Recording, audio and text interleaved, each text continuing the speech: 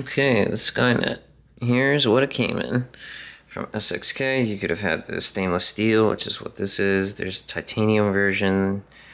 Even the other brands that aren't SXK, those clones, they also have titanium versions. And then black. The authentic one, pretty sure it only comes in stainless steel. The authentic one retailed for like €200, or maybe just a little more actually. I think more. They weren't cheap. They were one of the more expensive RBAs ever made. From E Smoke Guru, ESG, made in Greece. However, this one is not authentic, and it's made in China. The SkyNet. Let's see.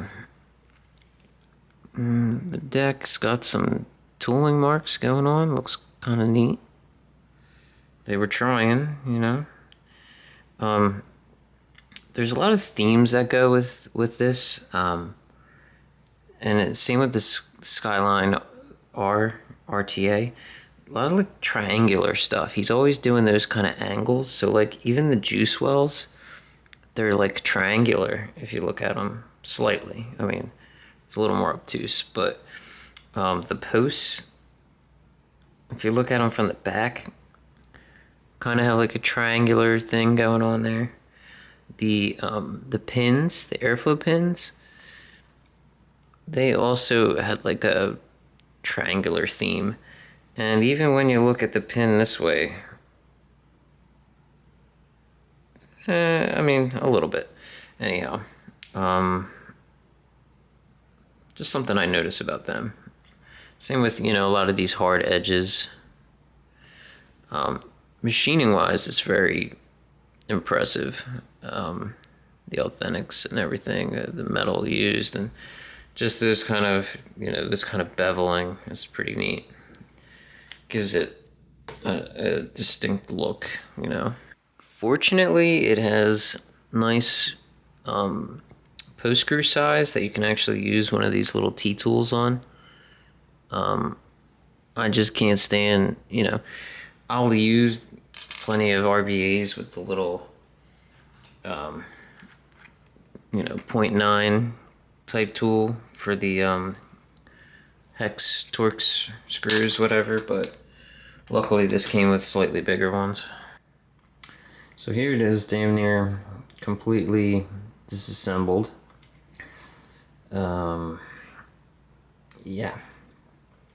This is the actual serial number of it, 734. I don't know if they all say this, if that's the authentic that they got and the one they decided to clone, or if they actually just come up with different numbers for all the different clones. I doubt they take the time, so they all probably say 734.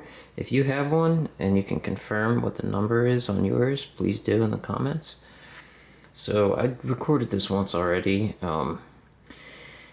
and I accidentally erased everything, so I'm redoing this entire video. So I had this broken down even further because I was trying to get rid of the lingering machine oil taste that this thing has. Machine oil or metal or something's up with it. I've had this happen to me on a couple clone products, and it's a real issue. And you can't really get rid of it. A lot of times if you have lingering juice taste on an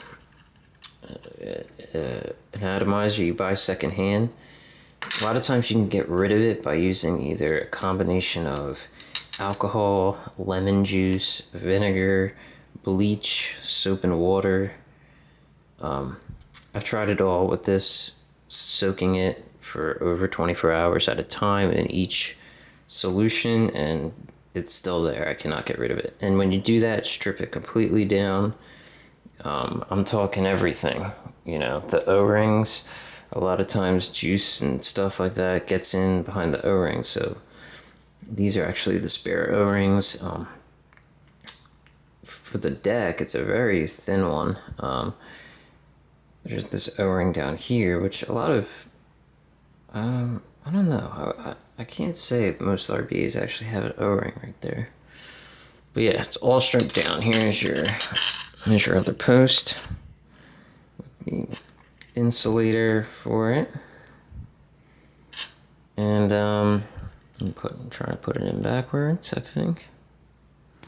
So I'll put this all together. Here's your other insulator. I'll show you the airflow pins. Here's the collar for the base. So you don't need a 510 adapter, which is nice. You can just screw this right down onto a mod for when you build it, dry fire, re-wicking, all that good stuff.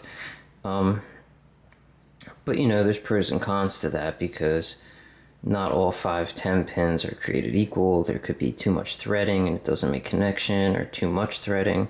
It all depends on the length of the 510 and how many threads and how long the airflow pins are. So it's a risk you take with that. At least with an adapter, even though it's an extra piece, you know it's going to work on your mods. So let me slide all this. I even took the post screws out.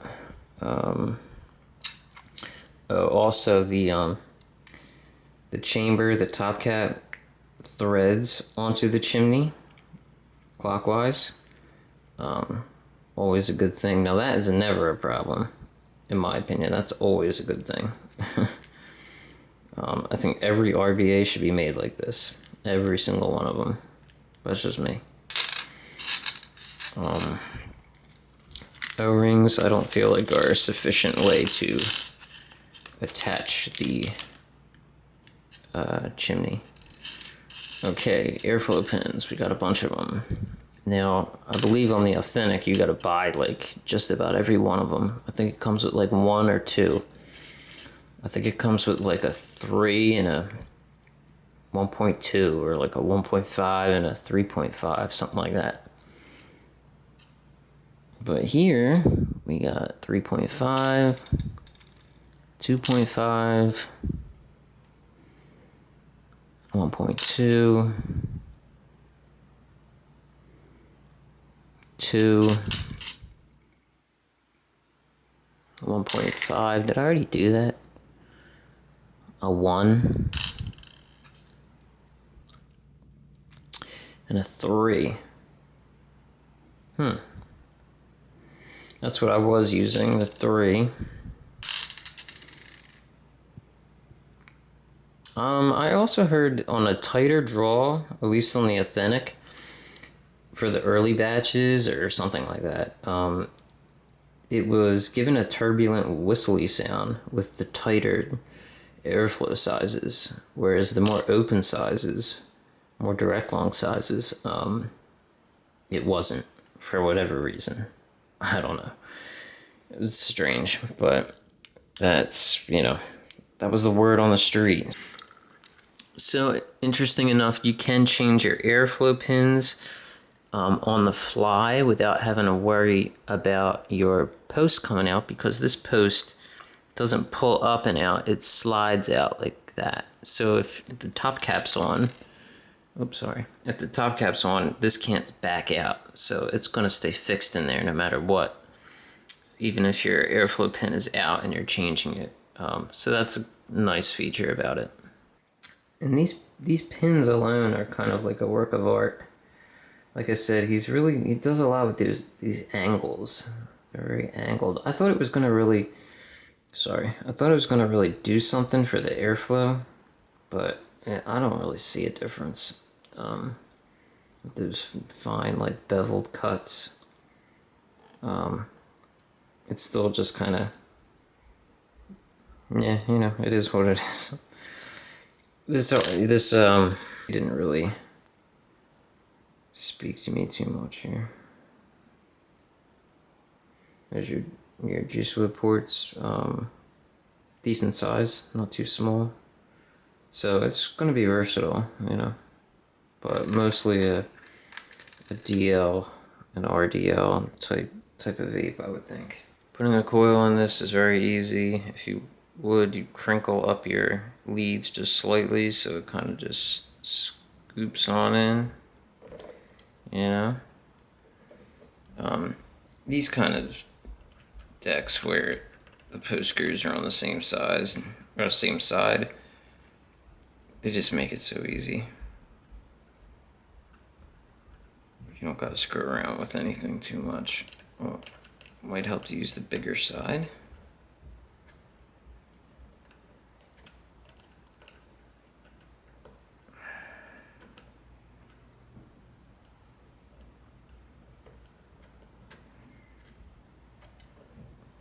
And there you have it, it's in there. This is a 0.5 with TOFO coil, because I wasn't gonna waste no good coils on something like this. When I first started using this, I felt like this sealed up really good.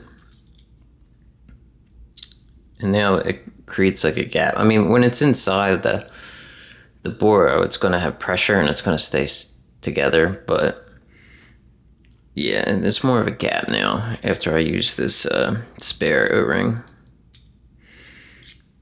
And you can put this on either direction. It doesn't matter.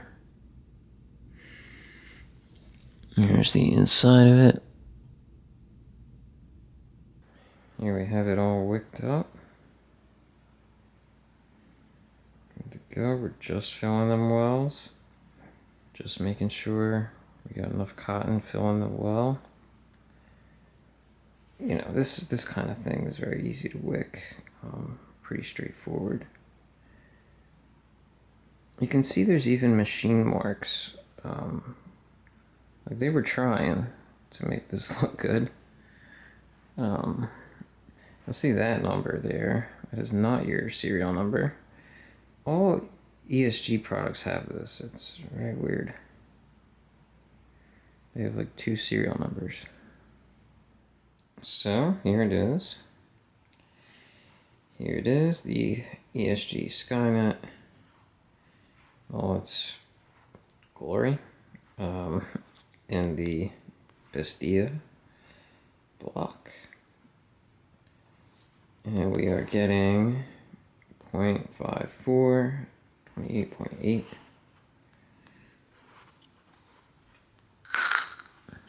Sounding good.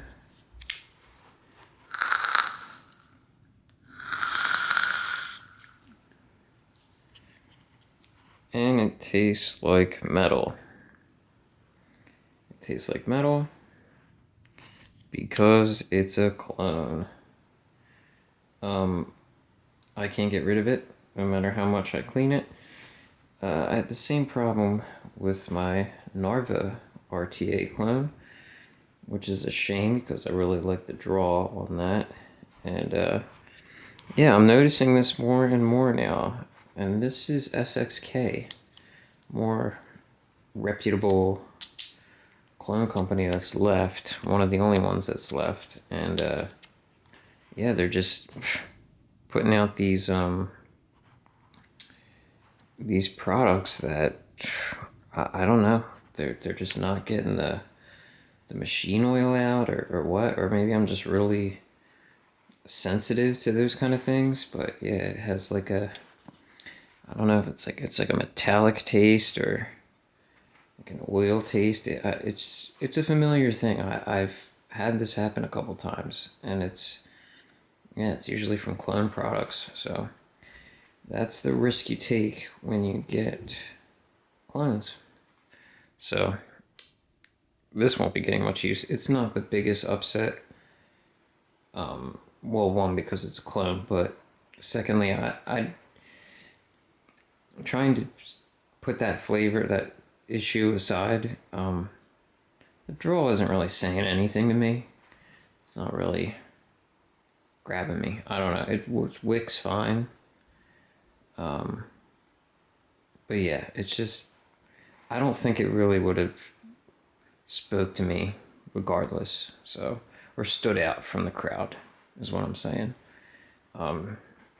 Yeah, I mean, especially when it first came out, this was getting a lot of attention. I feel like all of that hype has kind of subsided, and they're not that, there isn't as much hype for them. Though, I mean, you'll still see them go for like 200 secondhand, and it's the reputation of E Smoke Guru, partially the rarity of it. It's a little more collectible. I think there was 3 batches. Somewhere between, I know there was at least 2, could be 4. I think it's 3. And I know some of those batch, I think, I can't even tell you how many were made per batch. I think like 200 were made per batch, something like that. I know I tried to get it a couple times, a couple of those, and I didn't get it, and I wasn't that upset about it either. And now after trying this, I'm even less bothered by it. So yeah, that is the E Smoke Guru SkyNet. Doesn't quite live up to the SkyNet or the Skyline RTA R, or the definitely not the original, definitely not the Skyfall. It's in my opinion, it's their weakest product. If I'm being blunt about it, I guess. So, all right, and that's just one opinion, and I'm not really basing that off the authentic. So, machining wise, I'm sure they're very nice RBAs regardless. I've seen some behind the scenes stuff of when it was made, and a Jim VV, I think he's the one that posted that. He had some like behind, in the machine shop footage of when they were making these, so that was cool. But yeah, SkyNet. Sorry if it was disappointing, but it was disappointing for me too. Just could not shake that taste. All right, I'll see you.